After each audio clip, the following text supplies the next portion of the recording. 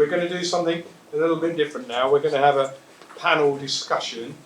I'm going to be joined on the panel by Andy Mitchell, who you've already heard from, and John Pelton, but also from Michele Dix. So Michele is now a non-executive director, but she's the former chief executive of Crossrail 2 with London Transport, TfL. TfL, that shows my age, TfL. So I'm going to start by asking a question to Michele. What we might do is spread this across other panel members as well. But Michele, why do major infrastructure projects need a special type of leader? Well, as many of the other speakers have said, major infrastructure projects are complex. They take a long time because they are complex, and they're usually defined by costing billions, probably in the case of Mark, billions and billions and billions, given he's spending so much a day. But and because they're complex and cost billions, and they take a long time, they're also more likely to take even longer, because over that period of time, things change. Politicians change, circumstances change, the demands in terms of what you have to deliver on those outcomes, sustainability goals, etc., change. And therefore, that normally changes in some way the scope of the project. And quite often the scope of the project then increases the costs, and so it goes on. So you need somebody who's going to lead that project, who's going to understand those changes, but also be very, I think, clear up front in not defining the cost of the project or the length of time that it takes, simply so you can set yourself up to fail. But because these projects are complex, none of them actually are built in isolation. They're nearly always built as part of some sort of system. So I think, as others have said, being able to sort of think that you are part of a system is really, really important, and also that you can work with those other leaders that are part of that system, because you're not going to get your bit built unless you are working across in that particular way. But having done, I'm a director of the Major Projects Association, and I was given a little task of looking at the capabilities of leaders going forward. And it was quite interesting talking to people who are in the business, who aren't necessarily the leaders themselves, but who are led, about what are the characteristics of these leaders that we want to manage these major projects. And obviously you've got to have certain skills and certain knowledge in order to lead these projects. You don't need all of it, though. There is such a thing, and I'm sure you've heard of it, as an incomplete leader. You don't need to know everything. You just need to be able to build a team around you that you can allow to bring their expertise and thought processes into developing what you're taking forward, but it'll also allow them safe space to have their say and to, perhaps have a different view to what everybody else around the table has. So certainly not, you mustn't be a leader that develops the echo chamber, so to avoid that. But one of the things that did come up very, very clearly was the sort of traits they wanted leaders to have weren't, as you've said, shooting from the hip hero sort of people, but people with much softer skills than perhaps we've observed in some instances.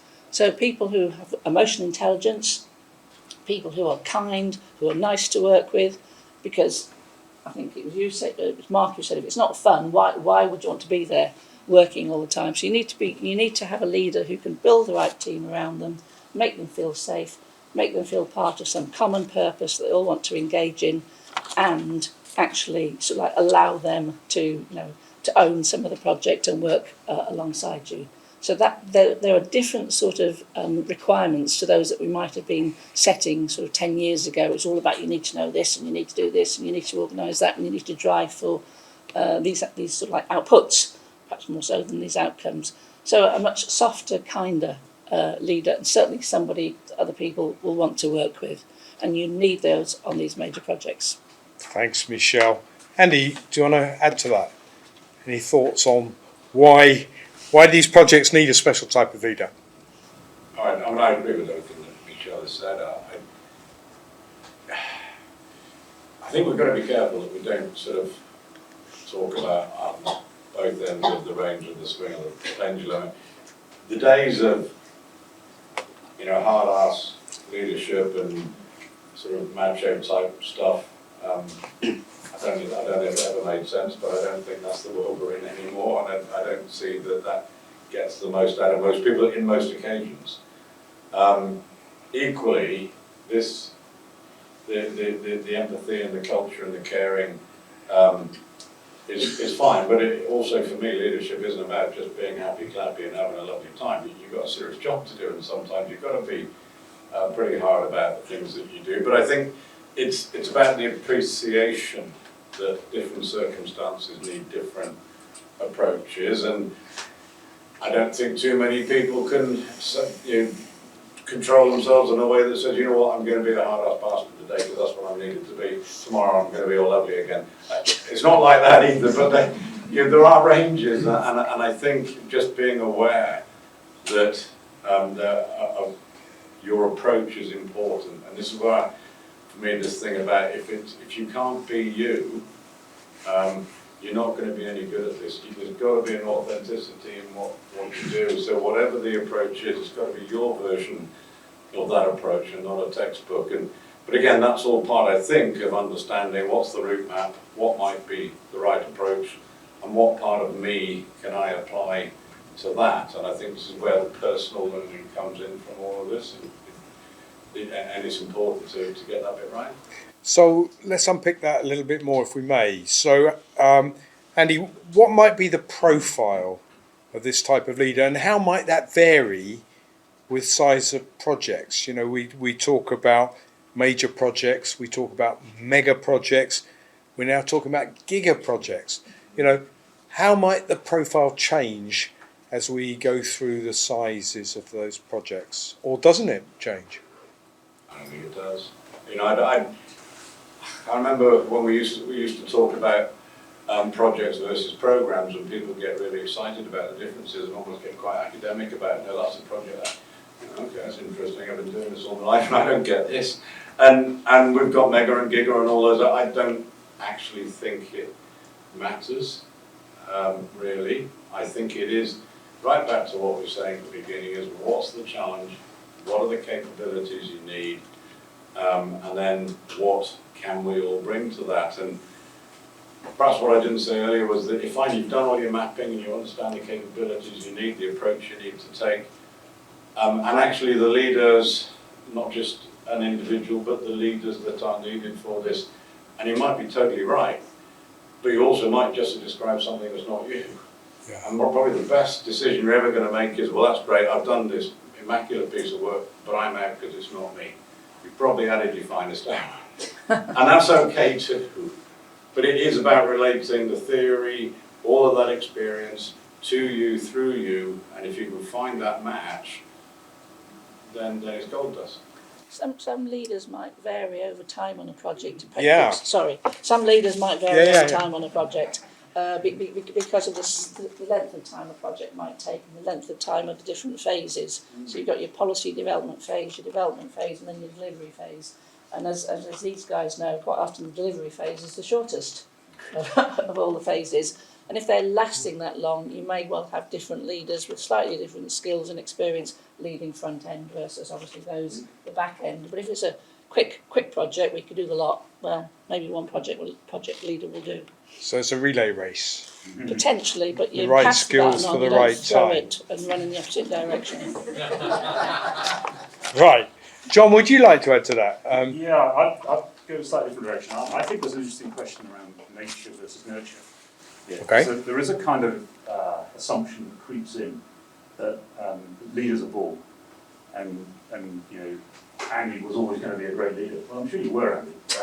But I'm not sure that that's sufficient. And it is interesting how many times people end up in a leadership position with no specific preparation or opportunity to practice, rehearse, or try it out. And you know, my background's in the military. The military spent a lot of time doing this. Indeed. Now we don't always get it right. I mean, you know, I've got a book on my shelf of military failures that occurred as a result of leadership, and it's not always perfect. But what the military background does is to give leaders a chance to play, if you like, to try things out in a safe environment. And so I go back to the MBA because that's why we're here. It is an opportunity for senior leaders now because none of you are juniors and strucklings. This is about people who've got credibility, maturity, and experience.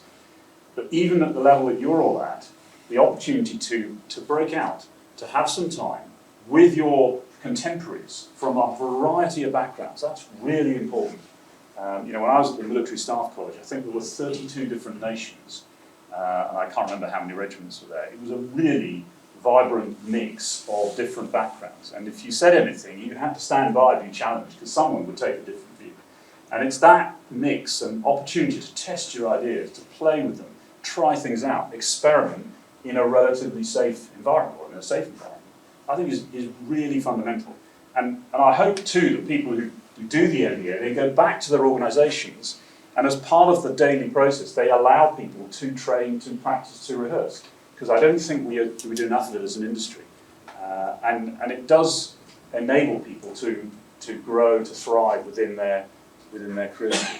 So I just, but surely there are people who are born great and will go on to great things. But I think it's all our responsibility to nurture the leadership that's in all of us in order to be able to prepare people and help people when they're in the spot, so that the self-doubt doesn't creep into the point where they aren't able to discharge what they do.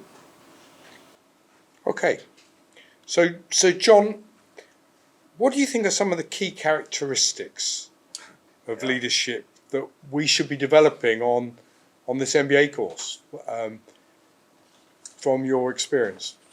Well, I know what Andrew thinks. You hear him saying already. Well, it depends. Yeah. And it kind of does, but and it's really, really hard because of the complexities that we've all been talking about. You might think that you're developing a leader to go out on a construction site and build in the sort of the stormy winters and all that sort of stuff. And actually, as Michele said, you spend 15 years in the development stage and you never go near a construction site. So it is quite difficult. But I think there are some characteristics, and I think they're different from those that you might have picked. Let's say when Ferdinand de Lesseps was building the Panama Canal, I suspect that the hero leader was very present, actually. Although I think the mosquito won out. For those who've read the story, it's quite interesting. So some of the characteristics they are different, and Michele was talking about this empathy, the sort of softer side. I think the first thing is that the idea of a leader as a follower now, rather than as stand up and follow me, I think is really important. The last project I was on, the guy who was running the PMO did something which I hadn't seen done before. He drew his organisational chart, but he drew it upside down. In other words, he put himself at the bottom, because his view was, I'm there to support the guys who are working for me. I'm not delivering all the outputs. They're doing the work, and it's that kind of understanding of your position within the organisation, and then your response to, okay, so how do I deal with that? How do I enable the people working, that I'm supporting to do what they do as effectively as they can do? And I think it then takes you into, okay, so how do well, one of the things you can do is to collaborate, to mix, to bring people together. And that's a characteristic which I think is increasingly dominant now, particularly with the complexity and the multiple organisations. Mark, you say 2,500 companies working on HS2, and that's before you go into the sort of departments and all the bits and pieces. These are super complex. They need people who can work and network effectively in an environment, who are able to socialise, who are able to engage with people and engage people. I think one of the characteristics too was, and I can't remember who said it, but is something around resilience. Okay. And that's about self-awareness. And I'll stop there because I could go on. There's quite a few others, but those are, if you're able to understand how you support others, if you're able to collaborate, network, and bring people together, and you have the resilience to see through some of the pressures that you will encounter, then I think that's a good start. Michele, characteristics as you see it. Well, let me read out what people thought the characteristics should be. Brilliant. I think it's quite interesting. So This is from the MBA. This is from the systems leadership Okay. thing. Just one thing that was done at the MPA, and it's concluded that it's someone you'd like to work with. They need to be kind. They need to be considerate. They need to be humble. They need to have curiosity with velocity. So to ask questions and to invite questions, but to be able to assimilate the information that they received and make decisions when decisions can't, automatically be made. They needn't be the expert in the field, but someone who builds a great team. And it's really, really important when we talk about building teams and diverse teams, we don't mean men and women.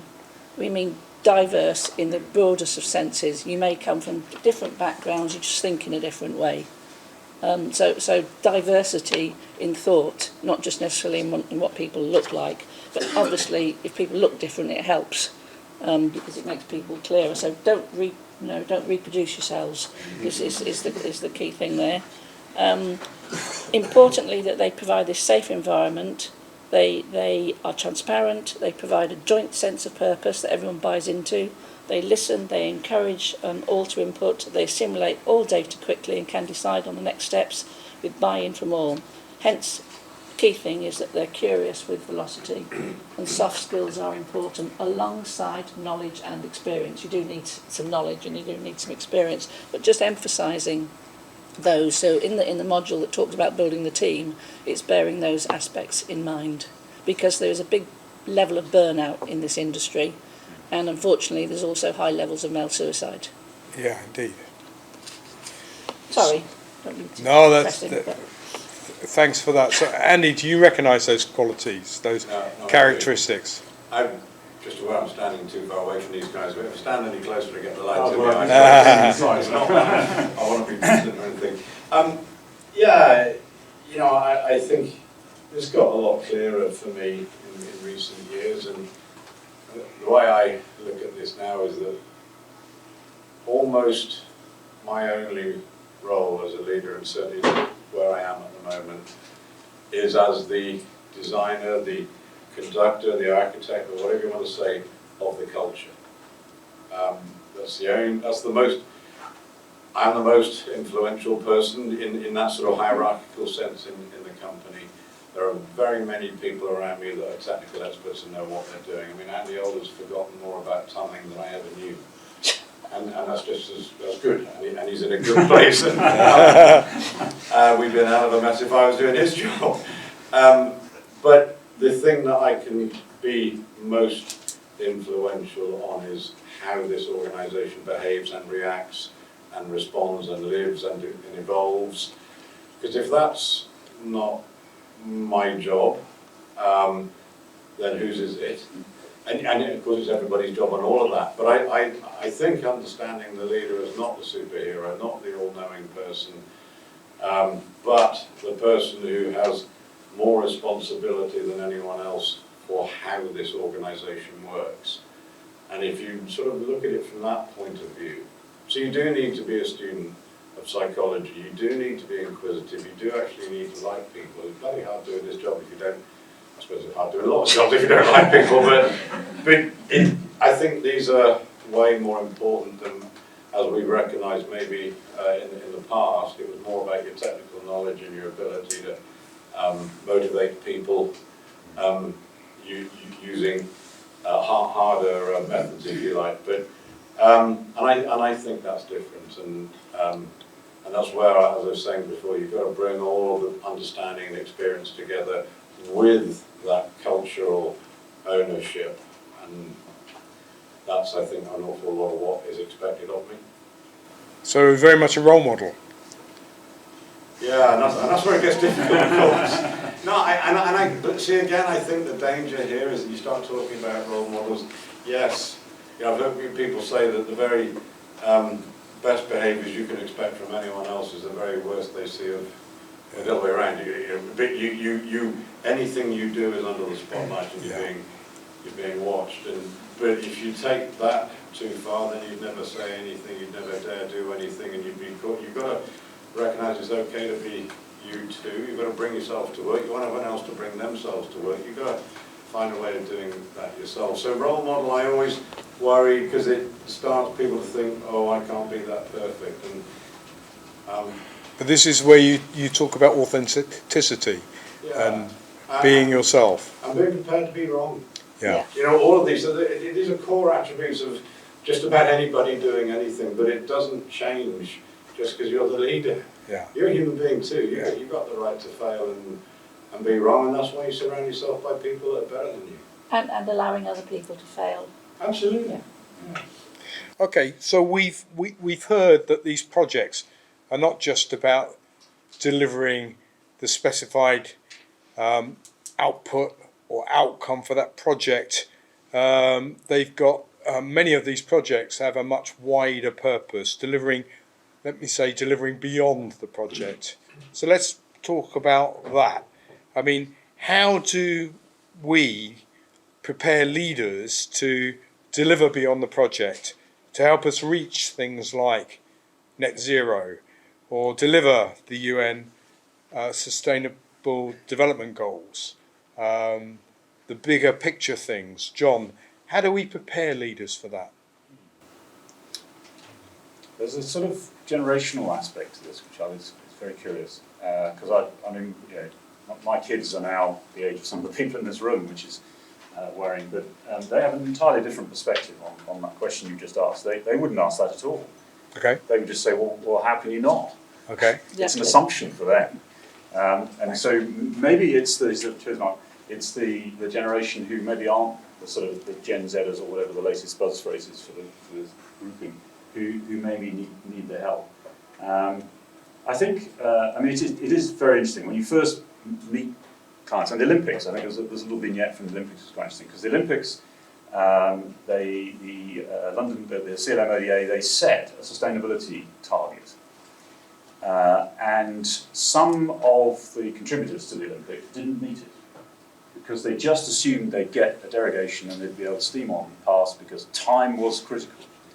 And the ODA, CLM, held them to account and forced them to go back and abide by it. Now, one of the consequences of that was in almost every case when they did that, the result was cheaper, quicker, and more effective. It was easy to maintain, or whatever it happened to be. So I think there is a kind of compelling purpose behind it as well. It's a little bit like health and safety. You know, if you go back 20 years, and we were having this discussion around health and safety, you know, why do we need health and safety to the extent that we got it on site? And this is the era when people wore string vests and smoked on site, didn't wear a helmet, and wandered around in, you know, blithe ignorance of the dangers they were there. And to have, you know, a death a year was considered quite good. Well, I mean, that would be horrific in the modern world. But the consequence of that, there's been a swathe of innovation across the industry, both in process as well as technology, which has improved the way we've done things. So I think sustainability will become compelling. I think we do need to make the case as part of all that we're doing. But don't these major projects have a bigger purpose? Aren't they an opportunity for us to move the dial on all of these things? I mean, I remember health and safety was significantly moved by the Olympics, and we'll look at other aspects that were moved, that were progressed by major projects. But what I'm interested in is how leaders influence that. You know, what's the role of the leader in making these big societal changes? What do you think, Michele? Well, I think reflecting partly what John has said is just assuming that you ought to be doing it anyway. Okay.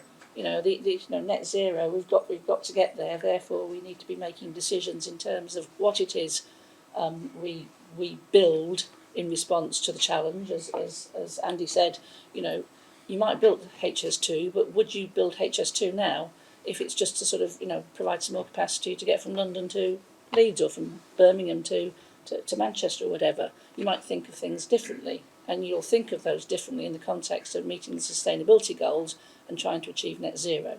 Now, if you've been set on a path of building something already, as a leader, you can think about how you do it and how you do it better. Yeah. How you make your organisation much more sort of like binding to those goals as an organisation, as individuals.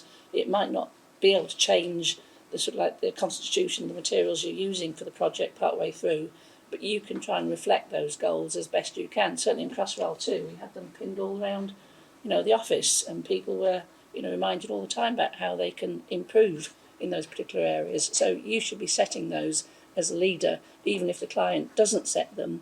Ideally, the client should be setting them. Okay. So let's move on to impacting project performance, advancing technology, advancing professional development. what's the role of the leader in making these things happen, Andy?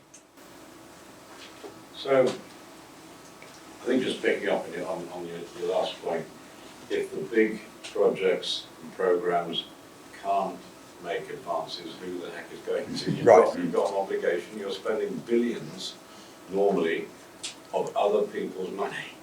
And I think that brings with it an obligation to do the absolute best you can. Because you'd like to think that's what you do with your own money, so you shouldn't be treating somebody else's billions more glibly. So why should we develop people? Well, you know, if the truth is, I've sort of looked at this, I have 24 hours every day and I need to sleep some of those, and I've got to eat and I've got to exercise, and actually I like drinking beer, so that's good too. So there's only so many hours a day I've got to give. If with what I do and the actions that I take, I can enable thousands of other people to be 10% more efficient, or 10 minutes more per day. It doesn't take long for the maths to work out, but you're adding much more value to the endeavour by enabling others. Rather than worrying about the immaculate you being perfect in everything you do. So I think developing others, yes, it's part of the culture. You show me a fired up, motivated, committed, confident group of people. I don't think it matters what you ask them to do, they'll do it very well. And so you've got that culture piece, but there is the development piece too. You're probably going to add more bang for your buck by getting the most out of other people by their development than anything else you're going to do. Okay, good. I'm going to take a little bit of a risk here and open it up to see if we've got any questions coming from the floor. Largely about leadership, the role of major and mega projects in the leaders of major and mega projects, and really where this MBA comes in developing those leaders for the future. Are there any pressing questions that you'd like? Yeah, there's one right from the back. Would you like to come forward, Liz? And I'll pass. Take a microphone to her. Have you got it? Yeah, you take that one, and I'll share this one with Michele. Great. Hi, thank you, Liz Baker. Liz. I was interested to know your thoughts on leadership at all levels of an organisation, because obviously your leadership is sort of quite visible at the kind of front of organisations, but we see leaders throughout an organisation who maybe for lifestyle choices decide they never actually want to kind of go to the pinnacle. So how do you see this MBA supporting leaders at all levels of organisations, and what are the different characteristics that they would have? Let's give that one to John initially. I think it's a really important point, and thank you for raising it actually, because you do tend to get a bit fixated at the sort of the senior bit of the leadership. My recollection of the Olympics was that they identified the site supervisor as one of the critical areas. Because if I'd done that exercise with the hand, standing up and sitting down, I don't know, they'd all sat down at one, because none of them receive any training. And so the ODA made a point of spending half a day a month, I think a Saturday morning, got them all together and started to give them some sort of skills and training. So, my view is it's incumbent on all of us. I think the role we have to play, and you have to play, is acknowledging the need for training at every level, and for leadership training at the lower levels, and enabling it. Because ultimately, if we barrel along doing our own thing, nothing will happen. They won't go and train themselves. Now, having said that, I think there's a lot of bright lights. So there are increasing numbers of companies that are running their own programs, of clients that are running programs. We have the early leadership set up on Crossrail, for example. The early career partnership, rather, which was focused on sort of junior leaders. So I think it is happening, but it's part of the actually, if you're following and supporting these guys, what are you supporting them with? Well, if they're struggling, then that's where you need to be directing it, and leadership is clearly part of that. Michele. I was going to give a slightly different answer, because since I had my first child, I've been part-time all the time. So for lifestyle choices, I've never worked full-time since 1988. And therefore, so like the MBA offers you all the opportunities to learn It's like knowledge, learn skills that you can apply within a role. And certainly one of the biggest jobs I did was to introduce the congestion charging scheme as a job share. So I worked with somebody else and we did it together. So don't think just because you want to like a different lifestyle choice that you shouldn't necessarily gain these skills in order that you apply them in a job, and if you can do them part-time or in a job share, then that's great. Andy, this isn't just aimed at the top level leaders? No. 35 a year, give it 3 or 4 years, talk about global mega projects, you've lost your audience, haven't you? Exactly. Clearly it's not aimed at individuals at the very top hierarchically of an organisation, and of course it shouldn't be. No, an awful lot of this is about understanding the the topography, understanding the environment that we're working in, and wouldn't it be a great place if quite a few people within the organisation had a common and similar understanding. So I think even the exact same course, I think it makes an awful lot of sense for a lot of people.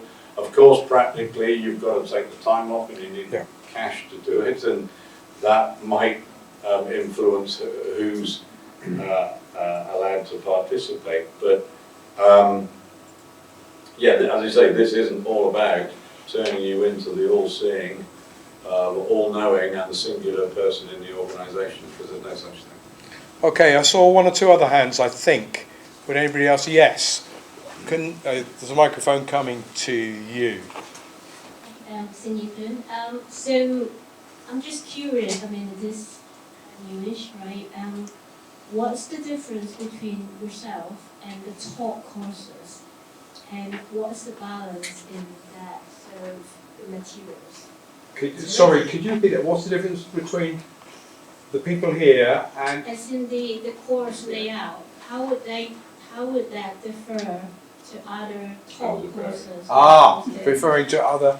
And I mean, you know, there are a lot of other MBA courses around. This is obviously the only one that is infrastructure. Yeah. So yes. What's different about this course? It's different. It's like the insights and how much. Just maybe question for the speaker would be: what's your reflection on people mimicking to learn from you, or how do you then sort of imparting your insights, and what is the best way for people to take your best knowledge, like a download that's gonna fit for purpose, which is maybe what Andy has brought up. Okay, thank you for that. I'm going to offer it to the panel and see if they could have a go at that. Andy, would you like to start? So, Cindy, you're right. There are a lot of courses around the world, and perhaps reflecting on the fact, yes, that there are lots of project management type courses and MBAs in project management. There are general MBAs, and there was a Damaris, not back yet. We had some fascinating discussions on whether this should be called an MSc or an MBA. Yeah. And it meant different things to different people, and actually meant quite a lot to the university and how it was classified. But all that to one side, there are general management type qualifications that I've seen an awful lot of project stuff. I'm not saying this because I've had some involvement, because I've just been a commentator, I'm not the mastermind behind this. But it does appear to me to be bringing together certain management theory, a certain recognition of the complexity of long-term infrastructure projects. I'm seeing more things I recognise in this than I've seen in other, perhaps more narrow, more... Well, you turn up, I was just singing your praises, and then you walk in afterwards. Sorry, Damaris, the question we've got at the moment is really, what's the difference between this course and courses elsewhere? You know, I'm sort of paraphrasing a little bit, but you know, why this MBA? And he's answering, but you might want to have input in a moment. I was just making us tee this up so we don't say different things. I was saying that there's a lot of generalist MBAs, there's a lot of specialist project management. This seems to be a place where different management theory and project stuff merges into a more complex world that seems to relate to big infrastructure delivery in a way I've not seen before. Do you want to go? Yeah, no, I can have a go at that. I mean, this is obviously not a project management course. We offer other project management courses in the school. The school has an expertise in this, a well-established expertise. We did tend to take early to mid-career people from infrastructure clients like TfL. Crossrail used to send cohorts of students to us to get project management experience through the MSc in Project and Enterprise Management, and I think they benefited from that. But it was very much at that level of early to mid-career transition. The market for mid to senior transitions is much smaller, and as far as we know, there are really only other two courses that do it. There is an MSc in program management that's offered part-time by Edinburgh Business School, which has had a very small uptake for various reasons, but I think that's partly because they construct program management a particular way. And what we realized is we didn't want to get bogged down by, do we do program management, portfolio management? We wanted to think more in terms of infrastructure as a public good that we're delivering, and how do we deliver it, and to design delivery vehicles and to use approaches that concentrate on the delivery of infrastructure rather than do we call it a program, or do we call it a portfolio, or do we only admit students who do physical infrastructure, or do we do the social infrastructure, those kinds of things, which is where some of those courses get bogged down.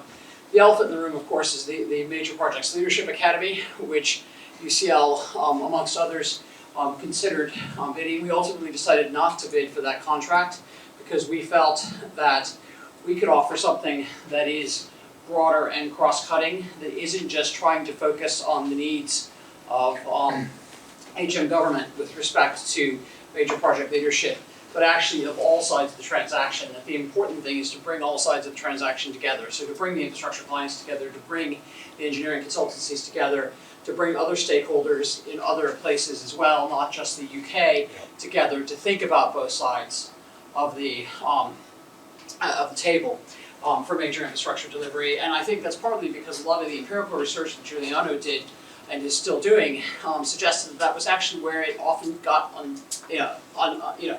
unpinned. And this course is very much about bringing everyone to the table to think about infrastructure delivery in terms of the public good, not to sort of reify a project or a program or a portfolio and say, that's what we're trying to teach you to do. No, we want you to do major infrastructure delivery, not do program management or portfolio management. So that would be my reaction. Thanks, Damaris. I think we've got time for one last question, which I think is coming from here. Thank you. Hi, my name's Ian Payne. I work on a large infrastructure programme. Its leadership, who are excellent, are very civil focused. And there's some challenges on that programme around assurance, governance, the technical side of it, digital side of it, not just the physical build. How will this course help with that? Help those leaders to reach it? That's the question, really, is how will this course support the other aspects of that infrastructure? Might have been slightly answered by your colleague just then. No, thanks very much for that. Michele, do you want to go? I'd like to think the critical thing in that is the team that you build. Yeah. Making sure it's not all civil engineers. Making sure you've got the right people within the room in terms of how you might take those forward. Because what we were saying is we need leaders of the future to be systems thinkers. Yeah. So if you've got those different aspects sort of like involved in it, and it's not just all sort of civils work, is how to ensure you've got those people who are the experts in that area within your team. And your leader basically should ensure that those sorts of people are there and having a say in how you do things from the beginning. Yeah, from the beginning. We often join these things late. Yeah. As in the setup. Yeah, they need to be there sort of like at the beginning. It's a bit like when you are building something, you need the operator in the room at the beginning to make sure you can operate it properly. Could I say? Yeah, John. No, I've got this thing. I don't know what happens if you give me two. You're mad. I think the answer, in a sense, to both the last two questions is the word people. although I commend you, Michele, for finally getting the systems word in. I've been itching to do that. Systems thinking is, something we're not yet so good at. But the people. So it's the, one of the, I don't know the answer to your particular problem. We couldn't explore it now. So I bet if you ask this room for their views, you'd go away with some ideas and some thoughts that you might not have arrived with. And so for Cinya's question, you've got to take it on trust, actually, because the people I would have asked to say, well, what's the value of it, would be the people on the last cohort. Well, they aren't there yet. So you've got to put up with us. And the fact that we, for the first course, have arrayed an amazing number of senior leaders, senior academics, and I do need to, Giuliano talked about this being the top place to go. So the academic thinking coming in as well. And for those who come on the first cohort, that's all you can judge us by. Those who come on the second cohort, you can meet the first cohort and you can say, well, how was it? What did you learn? And if the answer is not much or it wasn't that good, well, it'll wither on the vine. But I don't think that's going to be the answer, because I'm hoping some of you guys are going to be on it, and I'm certain that you will bring that richness and value. And the MPLA, by the way, the problem that Damaris sort of kind of deftly moved is that it's only the client. Half the bloody party isn't there. And it's only UK. And it's only in the UK, that's a fair point as well, yeah. Okay, I think I'll leave this discussion at that point. Thank you very much to our panel, to Andy Mitchell, to John Pelton, and to Michele. Thank you very much.